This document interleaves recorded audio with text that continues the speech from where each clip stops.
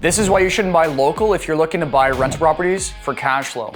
So 80% of Canada and the US actually live in urban locations, and usually those locations don't cash flow as much. So there's actually a few different levels of analysis I use to analyze cities and markets. This has allowed me to choose 9 different cities and locations across North America over the past decade, reach financial freedom before the age of 30, and have some good freedom of time, location, and money. So I'm gonna explain in this video how I've used those 3 levels of analysis. First is market types, the second is going to be the criteria, the data that we use, and the third is an investment tool to zero in and choose the best locations for you based on considerations. So right off the bat is market types. So you have primary, secondary, and tertiary markets. Let me explain each super quick. Primary is gonna be 5 million people or more, they're more stable, and there's less risk. The challenge is, they're more of like a vanity market with a clout, with a brand, with a reputation. So the 13-year-old, child tells their mom and dad, one day I want to live in Paris, New York, Toronto, but you're buying for that extra brand and reputation.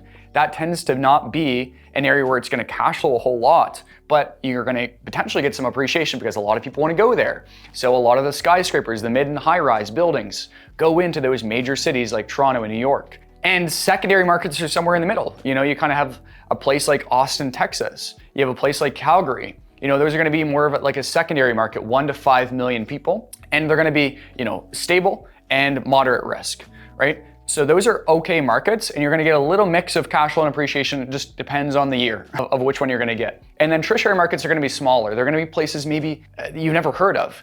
Amarillo, Texas, as an example, or Prince George, British Columbia, or Lunenburg, Nova Scotia. Like little places that have like a few thousand people or tens of thousands of people. You could actually have up to 1 million people. So a lot of people think of like the smaller markets. If you go into the smaller ones that are super small and they just kind of pop up and have a boom. If you look up ghost towns in Google, you're gonna find a lot of areas that actually used to have thousands, if not tens of thousands of people that are just dead now. There's no one around. That's a challenge. So just bear that in mind when you're looking at the tertiary markets. You don't wanna go too small, right? So I'm gonna actually explain here in a bit the criteria I use for the tertiary markets, because that's my favorite, the one that I actually go into. They're gonna be less stable though if you go into the wrong tertiary markets and therefore have more risk. Now, again, it's urban versus rural. So down here you have just less cash flow typically, the larger the market, and more appreciation. Now that's not always the case. Sometimes you can get the best of both worlds, it's just more rare. And then over here, tertiary markets typically have more cash flow because you can get properties for cheaper. They're more of a value market than a vanity market, and there's usually less appreciation.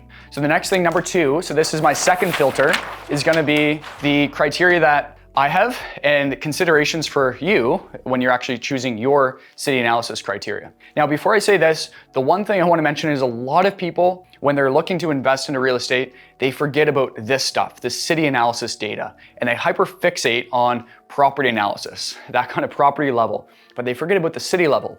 And if you're fishing in the wrong pond, you're probably not going to catch what you're looking for. So if you're looking for cash flow to retire, leave a job, have the freedoms that you want, hey, you got to make sure that you're choosing the right locations. Here are my criteria. So I go into those tertiary markets, places that aren't like thousands of people, that have less stability, but 50,000 I found is like a sweet spot. A lot of lenders as well look at 50,000 as kind of that bare minimum threshold. A lot of, even A lenders or some B lenders. And then you have population max that I have at least is 500,000. So on the upper edge is kind of 500,000 people, right? And then number 2 is gonna be population growth. I always like it to be positive. If the population is declining in a location, it's potentially not good. You kind of have to think about how many economic pillars are in cities. So that's something to look into before you go and invest in a location.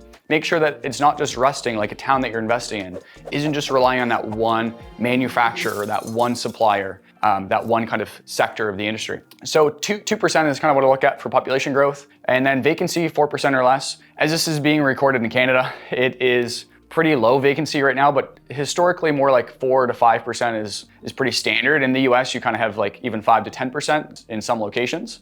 It just depends on the immigration rates. So 4% or less, I like to make sure that I'm not losing a whole lot of income and chasing people for rent. Number 4 is gonna be rent to price. So what is rent to price? This is like a ratio, and it's a really good bang for your buck ratio is how I think about it. So rent is going to be the average rent in a location divided by the median home price. We go off of median home price, not average, because median is gonna get rid of the outliers, the crazy outliers for the $50 million mansions. And so you're gonna get a more concise kind of middle number when you go off a median. So we take the average rent divided by the median home price, and I like to go off of the 0.5%, right? So that's, or more. My bang for my buck decimal.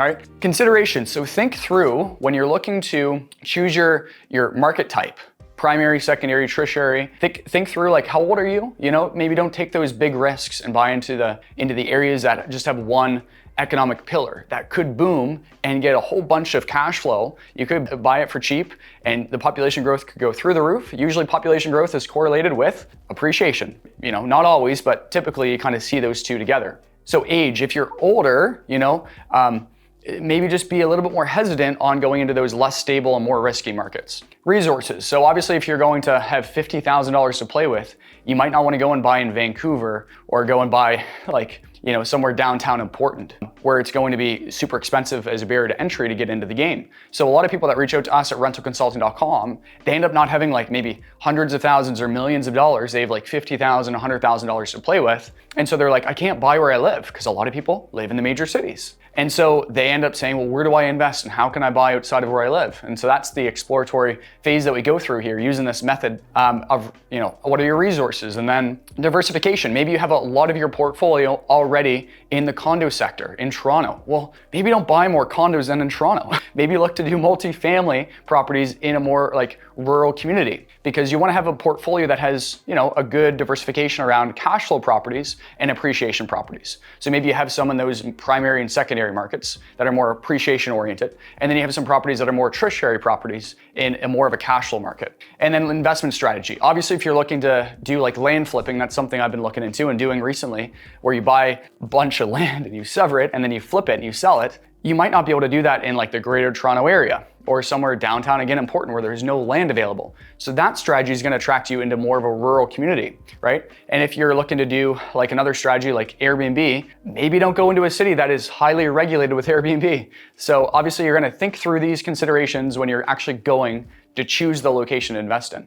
All right, and now the third filter that I use, I'm gonna actually jump into my laptop. I'm gonna show you how we filter down all of the cities and locations using data to choose the right ones to buy in. And think through, again, my criteria. You don't have to use these as yours, but use these considerations, think through that, and then you can use this tool I'm about to share with you to choose your own criteria. All right, so if you're looking here, this is just for Canada right now. If you want the US one, just let us know. So you can filter by province. We're gonna leave it kind of open for now. And this is also, you can move it around, and the bigger the dot, the more population growth or more population. And so criteria, let's go population growth. Again, I like to go 2%. Vacancy is less than 4%. I'm gonna leave these medium home price and average rent alone. The rent to price ratio, I like 0.5% or more, which is right there. All right. And then the last thing is population amount, 50,000 or more. Cool. So I'm gonna go. So right in here, you can see how many there are. There's 11 cities. So the city name, the province, the population. It also has a little eye emoji for information, so you can see where we got the reliable information from. So you can access the city research map, the one I just shared with you there, in the link below in the description. And you can also book a call with our team,